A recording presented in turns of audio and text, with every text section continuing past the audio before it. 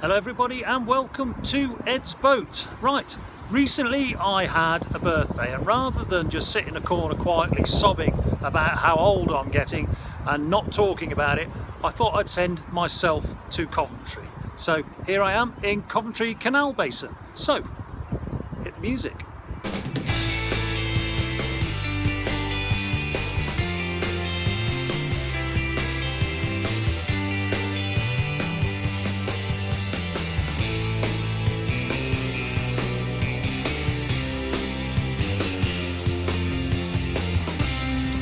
Very windy here in Coventry Canal Basin today, but Coventry is quite an interesting city. Do you like history? Well, I like history. So let's nip into the town and have a look round, and I'll tell you some facts that you may not have heard of before, with a little hint of local knowledge. Well, I'm on top of the very noisy Canal Basin Bridge. Canal Basin's just behind me, and the bridge crosses the Coventry Ring Road, which is not interesting in itself, other than once a year during Coventry Motorfest, sections of this road are turned into a racetrack. Well, I inadvertently deleted all the original film footage from when I visited on my boat, but I've come back to Coventry, which is why I'm wearing different clothes and the weather's a bit nicer, to catch up on it and refilm it all. So what is Coventry famous for? Well, over the years it's been famous for many different things. Famous people from Coventry are the band The Specials, Hazel O'Connor, music criminal Pete Waterman, not to mention Cal Crutchlow, motorcycle racing ace, and probably Coventry's most famous son, Sir Frank Whittle. What do you mean you've never heard of Frank Whittle? He invented the turbine jet engine. Now, Coventry has a rich heritage of industry. In the early Middle Ages it was the wool trade, particularly the dyeing of wool, and the colour blue. Coventry came across a way of making the dye stay in the wool, to stay fast, and that gave the saying as true as Coventry blue. Today you would use that as the term true blue, and people seem to believe that that is the origin of that phrase. Well, I'm in Lady Herbert's garden. It's a public access place. You can come here, visit, get away from the hustle and bustle of the town centre. It's right next door to it. But Coventry used to be a walled city. By its completion, the wall was regarded as one of the most secure walls in the country, beaten only by London. And that wall around the town centre played a massive part in history. So what happened to the city walls today? People come to Coventry and never see them. Well, what happened was war. The English Civil War saw the walls take a right pounding from the Royalist troops. Coventry was very parliamentarian. The Royalist troops camped out just outside the city walls over there and bombarded them heavily with 2,000 troops, but they were fought off by the Coventry garrison and volunteers, amounting to no more than 600 troops, and then the Royalists went away. By the time the Second World War had come round many years later, the walls did not survive the bombing rate. But if you look carefully, you can still see parts of where the city wall was. And just behind me here is the Cook Street Gatehouse, which would have been one of the entrances into Coventry city centre. There are 3 gatehouses in total, I think, still standing. You can search them out with tourist information in Coventry, but as for the actual city wall itself, very little of it has survived the Second World War, and really you'd be hard pushed to find any of it. There's a bit. Coventry is probably best known for this person here. Well, this is a statue to her anyway. Lady Godiva, who allegedly rode through the streets of Coventry naked. That more than certainly never happened, and the earliest record that I can find from Lady Godiva, the story of Lady Godiva, is that she rode through the streets in her nakedness, which meant that she dressed as a pauper in sympathy with the poor. You see, the story is that she mounted a protest against her husband, Earl Leofric, about taxation of the poor people.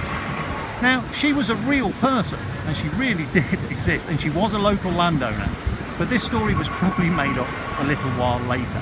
But don't let the truth get in the way of a good story. So the legend is that Earl Leofric banned anybody from gazing upon her while she rode through the streets naked, and if they were to see her, or gaze upon her in any way, they would be struck blind. One man did gaze upon her, a man called Tom, or as he's known today, Peeping Tom. And there's a little statue dedicated to him. But have a good look at that picture, because we're going to come to that in a moment. Here I am in the old cathedral, or the ruins of the old cathedral. It was bombed during the war and incendiaries burnt it down. It was so badly damaged that they didn't think it was worthwhile rebuilding it. But after the fire had gone out, a piece of wood was found sticking out in the shape of a cross. It was pulled from the smouldering heap and placed on the altar in a vain hope to get the cathedral running again. Today this is a reproduction, but the other one is still on display. But Coventry didn't go without a cathedral. They built a new one. Architects came in with modern designs and built from scratch a whole new cathedral right next to the old one. And in its day it housed the largest tapestry in the world. And even today it's still counted as the largest single piece tapestry in the world. I'm not going to show it you. Visit Coventry and find out for yourself. Now opposite the cathedral is Coventry University, and it's taken over the town centre quite a bit. It's become a massive student town. But Coventry University, to give it its proper name, the Lanchester Polytechnic, somebody came along and painted a new sign and all of a sudden it became a university. But for those of us who remember it, it's the Lanchester Polytechnic. So what else is there to see in Coventry? Well, I'm right outside the Herbert Art Gallery, definitely worth a visit. Now I'm not going to show you all around it, again I'm not going to spoil it for you, you need to turn up and have a look for yourself, but I am going to nip in and show you one little thing. Remember the statue of Peeping Tom that I showed you earlier? Well, that was based on this wooden effigy here, which a lot of people still regard as the statue of Peeping Tom, but if you look very closely, he's wearing a helmet, a breastplate and armour, and it is actually a statue of St George, because St George is the patron saint of Coventry, and according to local legend he was born in Coventry at Caledon Castle. Now before you get into comments and say, well actually he was a Roman soldier or whatever, it's just local legend.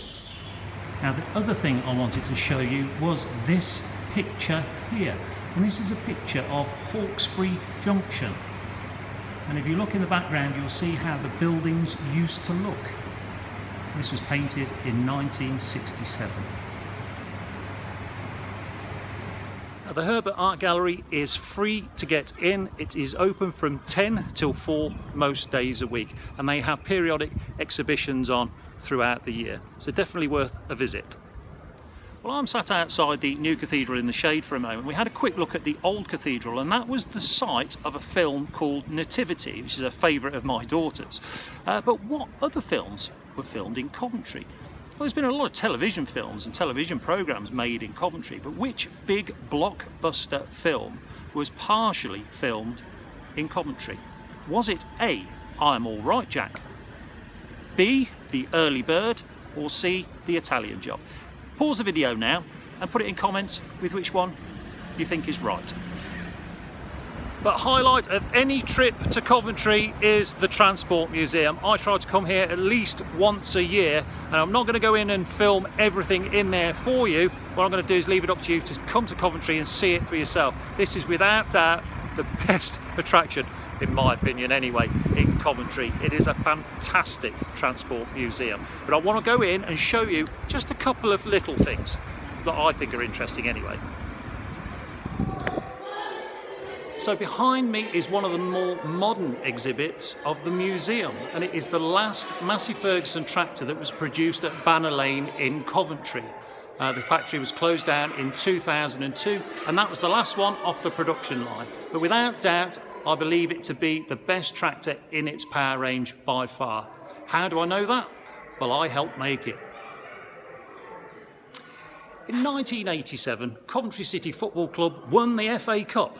Now, I'm not a big football fan, but that was the coach used to take the football team on a tour of the town centre with all the adoring fans applauding them and congratulating them, which gave a problem to one or two of the items in Coventry City Centre. If you'd like to know more about the museum, pop along and have a look. Now, it used to be free to get in, but about a month ago they started charging you. It is not a couple of pounds, it is £14 an adult to go round. I still think it's probably worth doing, but I used to come along here all the time, maybe, to look around it with my daughter because it was free of charge. Now at £14 a go, well, we'll have to sort of budget ourselves a bit better. However, if you pay once, you can visit for the rest of the year free of charge. Well, behind me is the clock tower in the centre of Coventry, and every hour on the hour a bell strikes and Lady Godiva glides along on a horse, and Peeping Tom comes out of that little tiny window there and has a good look. But that clock tower came from the old marketplace clock, well, the workings did anyway, which was bombed out during the war. And that clock itself was one of the most accurate clocks in the country, and it was regulated directly from Greenwich Mean Time, and it lost very, very little time. It's now been removed and put in there, and Lady Godiva comes out every hour for a visit.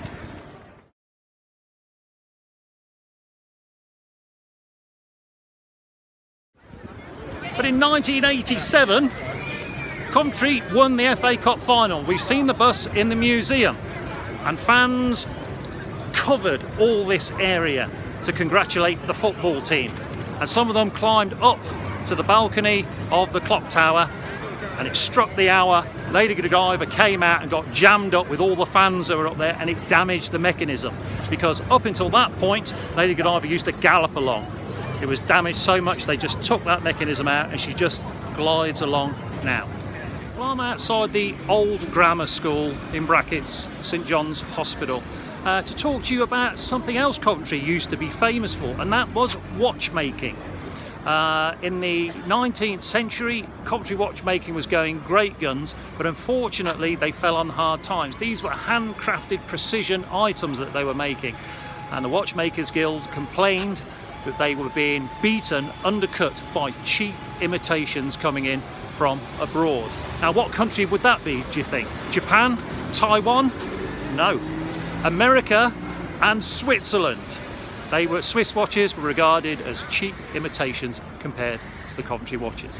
Well, according to the Watchmakers Guilds anyway. Now, to go back to the English Civil War, Coventry was very, very parliamentarian, mainly because the king kept leaning on Coventry to bankroll him, and they were getting fed up of it.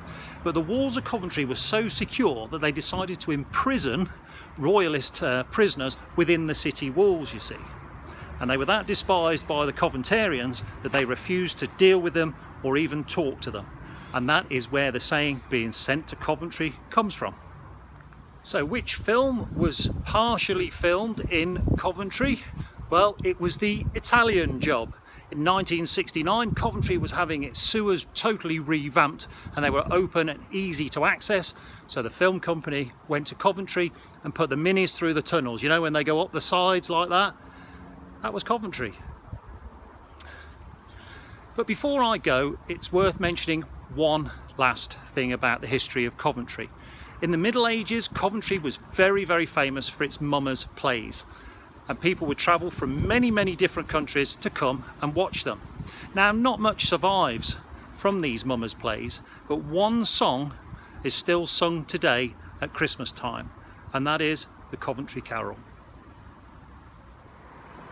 Well, I hope you all found that very, very interesting. So it's time to get back in the boat. I've had something to eat, I've had a cup of coffee. We're going to head out of the canal basin and start our way down the canal.